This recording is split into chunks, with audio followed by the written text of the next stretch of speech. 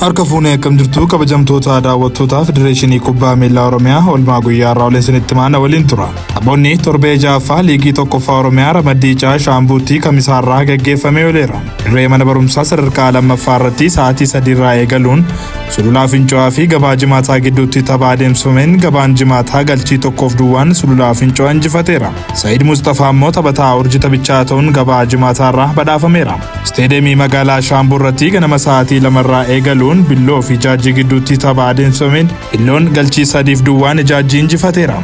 Billoon Ijaajjii injifachuu isaa hordofees qabxii isaa 11 gahatee jira. Shannaa fi Indaaloo immoo Billoorraa taphataa urjii taphichaa ta'uun badhaafameera. Ittuma fufuun sa'aatii 4 irratti Geedoo fi Luugoo gidduutti tapha godhameen galchii 1-1 qixaa bahuun qabxii godhatanii jiru. Mirkanaa Wasanaa immoo Geedoorraa taphataa urjii taphichaa ta'uun badhaafameera. Tapha sa'aatii 6 irratti Silkaambaa fi Shaambuu gidduutti godhameen Shaambuun galchii 2-1 Silkaambaa injifachuun qabxii isaa 16 gahatee jira.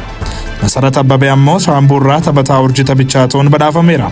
Tapha waaree boodaatiin sa'aatii 8 irraa eegaluun Horroo Bulluqii fi hojjettoota mootummaa godina Horroo gidduutti godhameen kilabiin hojjettoota mootummaa Horroo Guduruu 1-2 Horroo Bulluqiin injifateera. Magarsaa Taarikuu immoo hojjettoota mootummaa Horroo Guduruurraa taphataa urjii taphichaa ta'uun badhaafameera. Tapha xumuraa torbee 6ffaa sa'aatii 10 irratti Baakkoo fi Abaaboo Guduruu gidduutti godhameen galchii malee duwwaa qixa bahuun qabxii qooddatanii jiru.